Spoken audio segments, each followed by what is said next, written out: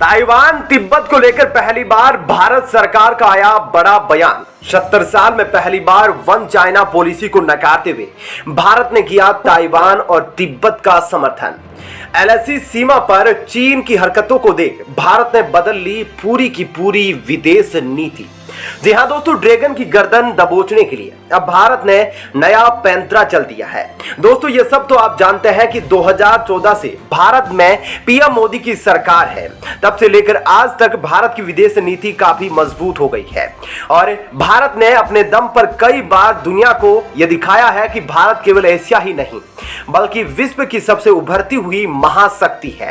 लेकिन दोस्तों चाइना भी एशिया में अपना दबदबा जमाने के लिए अक्सर अपने से कमजोर देशों को धमकाकर पैसा देकर उनसे यह औपचारिक रूप से बयान दिलवा देता है कि वह वन चाइना पॉलिसी का समर्थन करे। दोस्तों हालांकि चीन तो भारत से भी यही कोशिश करता है, लेकिन चीन की हरकतों को देखते हुए अब भारत ने अपनी विदेश नीति को बिल्कुल पलट दिया है, खासकर चीन के संदर्भ में। जी हां दोस्तों, जिस तरह से चीन पीओके में पाकिस्तान के सैनिकों के लिए बंकर बना रहा है, पाकिस्तान के आतंकियों को अपनी M16 राइफल दे रहा है, अरुणाचल प्रदेश में जबरदस्ती घुसपैठ करने की कोशिश कर रहा है और तो और अरुणाचल प्रदेश के कुछ शहरों का खुद ब खुद नामांकन कर रहा है। इतना ही नहीं बल्कि उत्तर पूर्वी राज्यों में अपने यहां पर भारत के उग्रवादी और आतंकवादी संगठनों को कैंप तक मुहैया कराता है।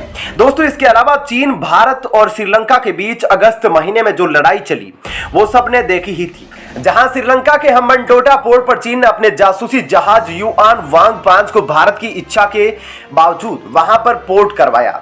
हालांकि दोस्तों भारत ने श्रीलंका को कई बार कहा कि चीन का जासूसी जहाज युआन वांग 5 भारत की आंतरिक और बाह्य सुरक्षा के लिए खतरा है, जिसके बाद हार कर एक बार श्रीलंका ने चीन को मना भी कर दिया था। लेकिन दोस्तों चीन ने अपनी जबरदस्ती दिखाते हुए अपने कर्ज के बोझ तले दबे श्रीलंका की बात नहीं सुनी और मजबूरन श्रीलंका को यह बात माननी पड़ी। और दोस्तों चीन का आतंक यहां भी खत्म नहीं होता है। इसके अलावा चीन ने संयुक्त राष्ट्र में पाकिस्तान के आतंकियों को बचाने का काम किया है। भारत की एकता और अखंडता को दांव पर रखते हुए पीओके में चाइना पाकिस्तान इकोनॉमिक प्रोजेक्ट चला रहा है। इन सब को देखने के बाद भारत ने चीन की वन चाइना पॉलिसी को सिरे से नकार दिया और पहली बार है जब भारत ने खुलकर ताइवान का समर्थन किया है। लेकिन अब दोस्तों श्रीलंका के हम्बनटोटा पोर्ट पर हुई घटना और पीओके और एलएसी सीमा पर चीन की चालबाजी को देख भारत ने चीन की दुखती रग पर हाथ रखकर चीनी ड्रैगन को गला दबा दिया है। जी हां दोस्तों, पहली बार भारत सरकार ने श्रीलंका के मुद्दे को लेकर चीन को घेरा है और ताइवान की जिस तरह चीन घेराबंदी कर रहा है उसको लेकर भारत ने साफ कहा कि ताइवान की घेराबंदी चीन को बंद करनी चाहिए। भारत ने कहा कि ताइवान की घेराबंदी करना अंतर्राष्ट्रीय नियमों के खिलाफ है। दोस्तों भारत ने केवल एक ही जगह से ड्रैगन की गर्दन नहीं दबोची, बल्कि भारत ने चीन की हर उस दुखती रग पर हाथ रखा है जिसको देख चीन को दर्द होता है। जी हां, बौद्ध तिब्बती धर्म गुरु दलाई लामा के साथ अब भारत ने संबंध पर और बेहतर काम करना शुरू कर दिया है। दोस्तों पहले जहां भारत के पीएम तिब्बत धर्म गुरु दलाई लामा से मिलते तक नहीं थे, अब 2014 के बाद से भारत के प्रधानमंत्री तक दलाई लामा को जन्मदिन की बधाई देते हैं, उनसे मिलते हैं। इतना ही नहीं, भारत की वायुसेना और थल सेना के जवान भी जब दलाई लामा लद्दाख जाते हैं तो वो उनसे मिलते हैं। और इतना ही नहीं, भारत की फौज दलाई लामा की यात्रा और आने जाने के लिए उनको अपने सैन्य हेलीकॉप्टर वगैरह उपलब्ध करवाती है। लेकिन अब दोस्तों चीन तिब्बत में कुछ बड़ा करने वाला है। जी हां दोस्तों, चीन ने अब तिब्बती धर्मगुरु दलाई लामा के उत्तराधिकारी को चुनने को लेकर एक बड़ा दावा कर दिया है। चीन का कहना है कि बीजिंग के पास 14वें दलाई लामा तेंजिन ग्यात्सो के अगले उत्तराधिकारी को चुनने का एकमात्र अधिकार उसके पास है। चीनी कम्युनिस्ट पार्टी सरकार अगले दलाई लामा के चयन अधिकार के अपने दावों पर अडिग है। दोस्तों चीन का यह दावा यूएस तिब्बत नीति के विपरीत है। इस नीति में कहा गया था कि दलाई लामा के उत्तराधिकारी का चयन करने का अधिकार तिब्बतियों के पास है, लेकिन अब तिब्बत के लोग से न पूछकर खुद कम्युनिस्ट सरकार दलाई लामा की नियुक्ति कर रही है। दोस्तों, समाचार एजेंसी ANI के अनुसार एक think tank policy research group के मुताबिक चीन ने दावा किया है कि दलाई लामा के उत्तराधिकारी के चयन का अधिकार बीजिंग के पास है। तिब्बत के वर्तमान में दलाई लामा तेंजिन ग्यात्सो है। उन्हें उत्तराधिकारी के रूप में तब चुना गया था जब वे 2 साल के थे। तिब्बत पर चीन के कब्जे के बाद तिब्बतियों को अपनी जान बचाने के लिए भारत में मजबूरन आना पड़ा। दोस्तों, भारत आने के बाद दलाई लामा हमेशा चीन के निशाने पर रहे हैं। इतना ही नहीं, चीन ने दलाई लामा के समर्थकों को दलाई गुट करार करते हुए आतंकवादी और अलगाववादी तक कहता है। दोस्तों, अब जब चीन दलाई लामा का नामांकन करने वाला है, उसकी घोषणा करने वाला है, तो अब तिब्बत के लोग आवाज न उठाए, इसके लिए चीन ने फिर से तिब्बत में आतंक मचाना शुरू कर दिया है। जी हाँ दोस्तों, चीन ने तिब्बत में एक बार फिर दमनकारी नीति शुरू कर दी है।